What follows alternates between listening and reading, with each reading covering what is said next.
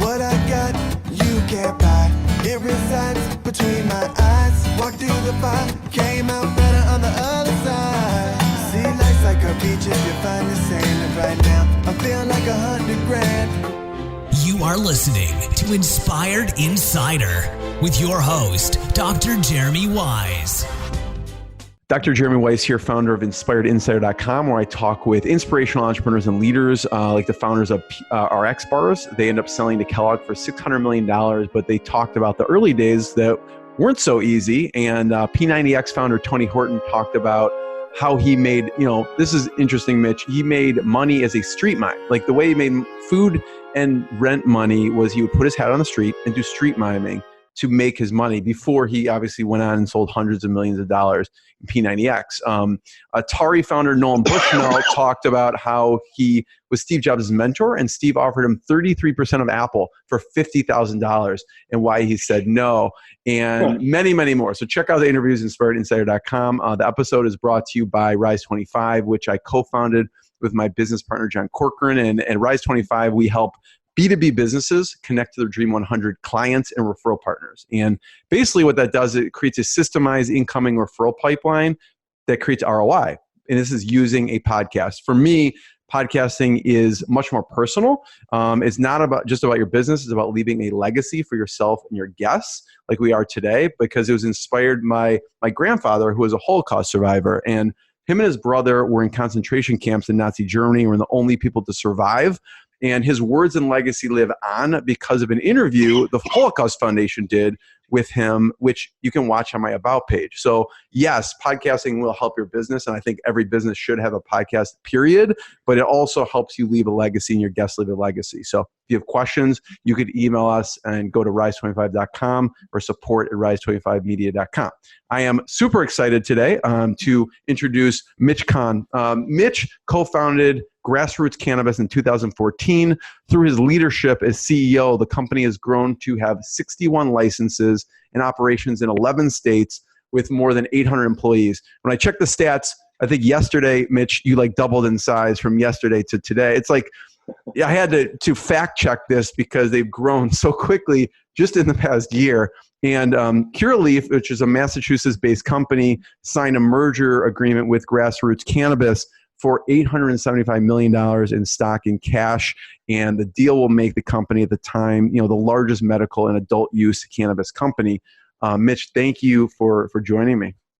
Oh, my pleasure, Jeremy. Appreciate it. Mitch, so I always ask this Inspired Insider, two questions. One, what's been a low moment, a huge challenge that you had to overcome? And on the flip side, what's been a really proud moment from all the stress and tough challenges that you have to fight through with the business?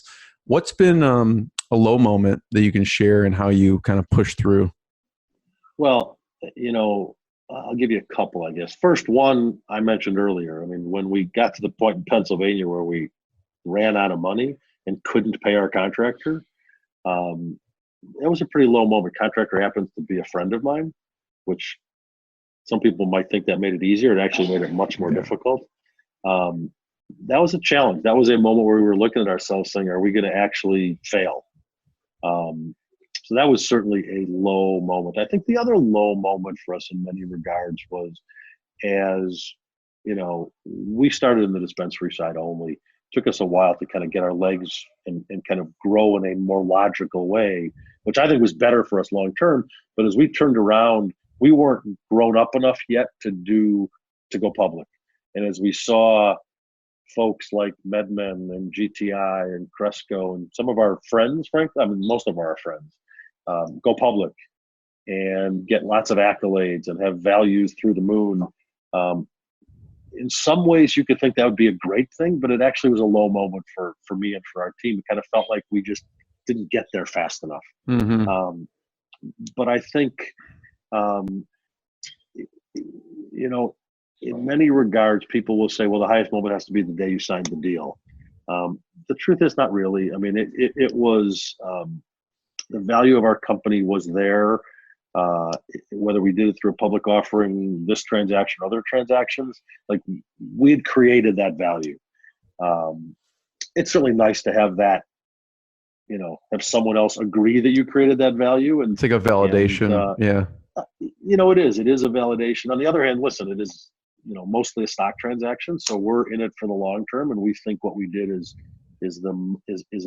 frankly, a much better solution for the company and for the business long term, to create that long term value, which is what I'm in it for and what my partners are in it for.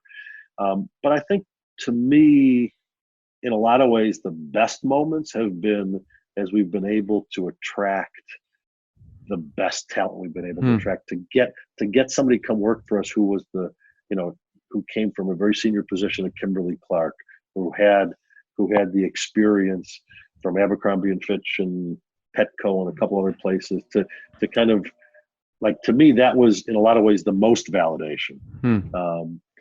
Attracting the top talent. To me, it's a funny thing. Like, that's way more validating than going to raise money from investors, which I know for most people it should be the opposite.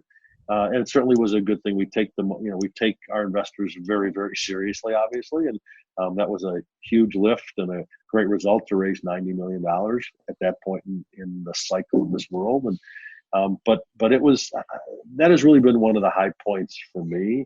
I think we're going to have plenty more to come, even as we get this transaction done and as the business kind of gets to the next phase. Yeah. Mitch, I want to be the first one to thank you. Thank you for taking the time. Thanks for sharing your leadership knowledge, your business knowledge. I know you're up late, you're up early, and you have a busy day, so I really do appreciate it. Where should we point people towards online to check out? I know grassrootscannabis.com.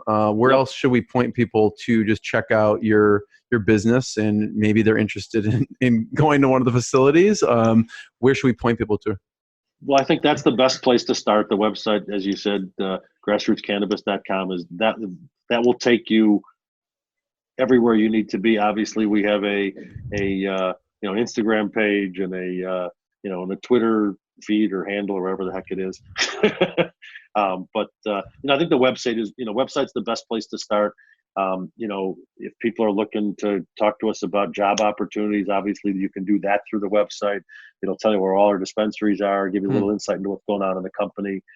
We use it as an what are you looking to hire for now? There's probably 30 openings on our website. Okay. It literally is a nonstop job. Excuse me. For our HR folks. Our corporate team is pretty built out at the moment. We're continuing to look to do different things. We've been on a 1-year exercise of building best-in-class data analytics, which is, we think, going to separate us from a lot of other guys in the business. We're excited about that for us and then for the combined company. It really is best in class. No one has anything close to it. So we're now just beginning to do that. So we're going to ultimately go look for some data scientists, folks to come work for us.